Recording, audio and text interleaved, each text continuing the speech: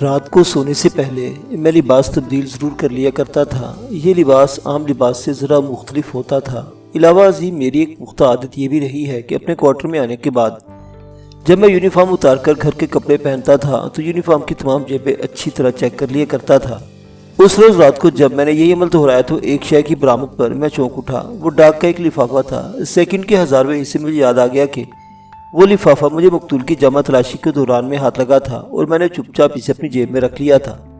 ذہن میں یہی تھا کہ مشیرنامہ تیار کرنے کے بعد میں اس لفافے کو کھول کر پڑھوں گا، لیکن پھر وہ میرے دھیان سے نکل گیا اور اب وہ اچانک میرے سامنے آ گیا تھا۔ لفافے کی پیشانی پر انوار کا نام اور سیالکوٹ کے ایک فیکٹری کا پتہ درج تھا۔ یہ کھیلوں کا سامان بنانے والا وہی کارخانہ تھا جہاں میری معلومات کے مطابق انوار نوکری کرتا تھا۔ میں نے کھلے ہوئے لفافے کو کھول کر اندر جھانکا۔ اندر مجھے طے شدہ ایک کاغذ نظر آیا۔ یہ بچوں کی کسی کاپی سے پھاڑا ہوا صفحہ تھا۔ میں نے اس چوپرد کاغذ کو کھول کر پڑھا۔ یہ دیکھ کر مجھے شدید حیرت ہوئی کہ اس کاغذ پر صرف ایک سطر تحریر تھی۔ میں نے اس سطر کو پڑھا اور لکھا تھا، میں پھگن کے پہلے ہفتے میں رہنے آؤں گی، تمہاری رے۔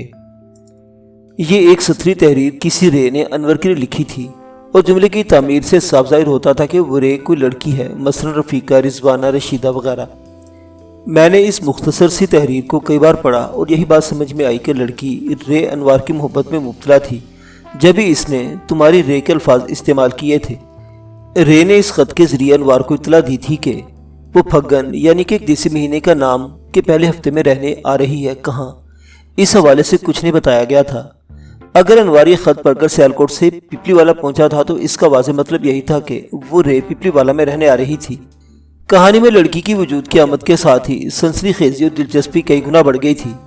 اگر میں اس رے تک رسائی حاصل کرنے میں کامیاب ہو جاتا تو انوار کے بہیمانہ قتل کا معمہ بآسانی حل کیا جا سکتا تھا اور اس رے کے حوالے سے مجھے 2 جگہ سے معلومات حاصل ہو سکتی تھی۔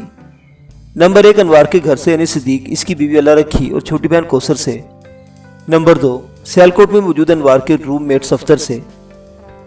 اس قسم کے عشق کا معاملات روم میٹ سے شیئر کرنا اپنا ہی ایک مزہ ہے۔ مجھے یقین تھا کہ صفدر انوار کی رے کے بارے میں ضرور کچھ جانتا ہوگا۔ میں نے کاغذ کو طے کر کے لفافے کے اندر رکھا اور ڈاک خانے کی مہروں وغیرہ کا جائزہ لینے لگا۔ ہر خط پر محکمہ ڈاک کی جانب سے عموماً 2 مہریں ثبت کی جاتی ہیں، ایک اس پوسٹ آفس کی جہاں سے وہ خط چلتا ہے اور ایک اس ڈاک خانے کی جہاں مذکورہ خط کو پہنچنا ہوتا ہے۔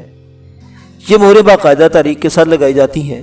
لفافے کے جائزے کے بعد میں یہ جاننے میں کامیاب ہو گیا کہ وہ خط 10 فروری کو گجرانوالہ کے ایک پوسٹ آفس سے روانہ ہوا تھا اور 12 فروری کو سیالکوٹ کے ایک ڈاک خانے میں وصول کیا گیا تھا اور آج 14 فروری تھی۔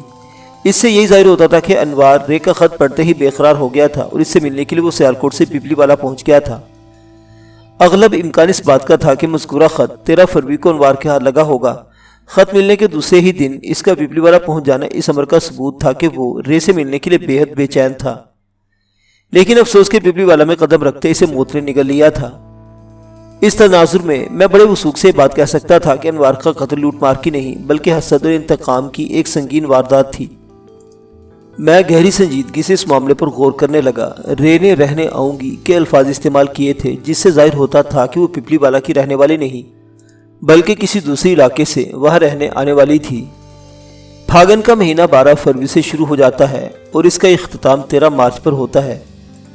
اس حساب سے آج پھاگن کی 3 تاریخ تھی۔ رے نے پھاگن کے پہلے ہفتے میں آنے کی بابت تحریر کیا تھا، یعنی 12 سے 18 فروری کے درمیان۔ ان حقائق کی روشنی میں بڑے وثوق سے کہا جا سکتا تھا کہ اس وقت وہ رے پپلی والا میں موجود ہوگی۔ اس سوچ کے ساتھ ہی مجھے اپنے وجود میں سنسنی سی دوڑتی محسوس ہوئی۔ اگر میں اس رے تک رسائی حاصل کرنے میں کامیاب ہو جاتا تو پھر انوار کے قاتل کی گردن میرے مضبوط گرفت میں ہوتی۔ میں نے سیکنڈ کے 10ویں حصے میں فیصلہ کر لیا کہ مجھے ابھی اور اس وقت پپلی والا جانا چاہیے۔ اس وقت رات کے 9:30 بج رہے تھے۔ میں نے یونیفارم دوبارہ اپنے بدن پر سجایا اور کوارٹر کا دروازہ بند کر کے تھانے میں آ گیا۔ شبینہ ڈیوٹی پر مامور ASI منظور احمد مجھے دیکھتے ہی چونک اٹھا۔ بے ساختہ اس کے منہ سے نکلا، ملک صاحب خیریت تو ہے؟ خیریت نہیں ہے منظور، میں نے گہری سنجیدگی سے جواب دیا۔ آپ اس وقت یونیفارم میں؟ وہ متعجب نظر سے مجھے دیکھتے ہوئے بولا، کیا کسی خاص مشن پر روانہ ہونے کا ارادہ ہے؟ خاص الخاص مشن ہے، میں نے مختصراً بتایا، پھر کہا، منظور میرے لیے فوراً کسی سواری کا بندوبست کرو، مجھے ابھی اور اس وقت پپلی والا جانا ہے۔ سواری وہ سوچ میں پڑ گیا۔ جناب اس وقت کوئی تانگا وغیرہ ملنا تو ممکن نظر نہیں آتا، لیکن پھر بھی میں کوشش کرتا ہوں۔ ہاں جاؤ، اور یہ کوشش شروع کر دو، میں نے تحکمانہ انداز میں کہا۔ میں یہاں تمہارا انتظار کر رہا ہوں۔ وہ کوشش کرنے کے لیے روانہ ہو گیا۔ انسان کا ذہن بڑی عجیب غریب شے ہے۔ اس میں بے وقت ہاں اور نہ کی سوچیں پیدا ہوتی رہتی ہیں۔ انسان مسلسل تائید اور تردید کی کیفیت سے گزرتا رہتا ہے۔ ان لمحات میں بھی میرا کچھ ایسا ہی حال تھا۔ ایک طرف ذہن یہ کہہ رہا تھا کہ اس وقت پیپلی والا جانے کی کیا ضرورت ہے، اس معاملے کو صبح بھی دیکھا جا سکتا ہے۔ اگر رے واقعی وہاں رہنے آ چکی ہے تو صبح تک کہیں فرار نہیں ہو جائے گی۔ اس کے بارے میں کل بھی معلومات حاصل کی جا سکتی ہیں۔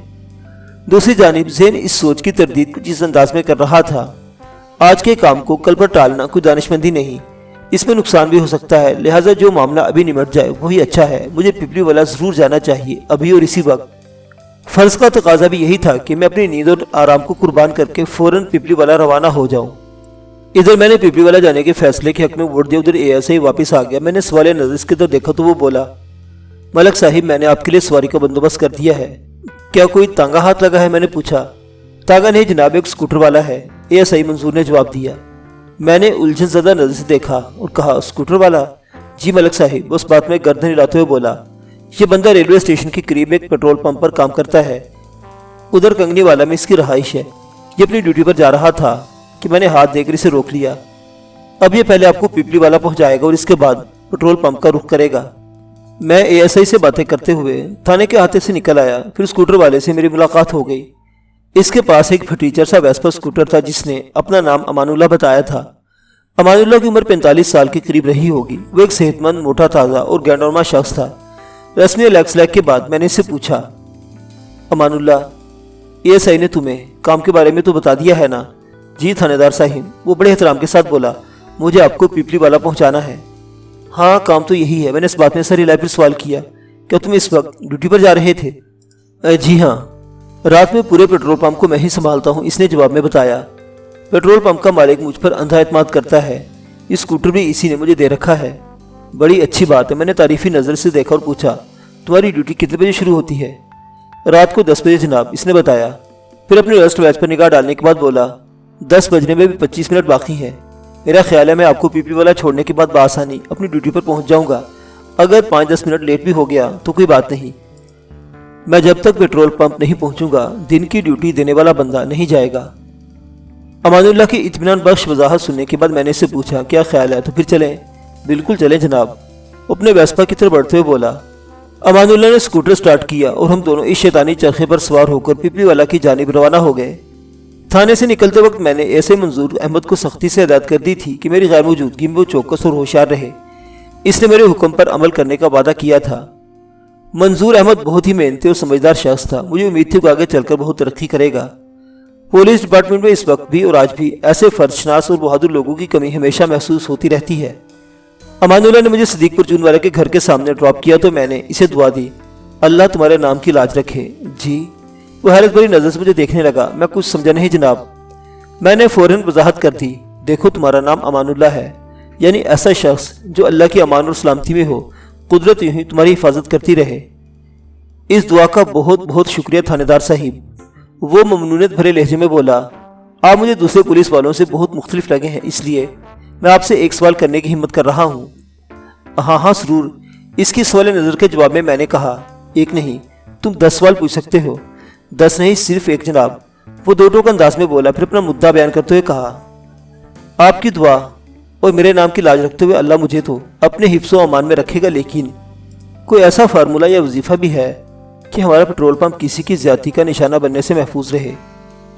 آخر تمہارے پیٹرول پمپ کے ساتھ ایسا کیا ہو گیا ہے؟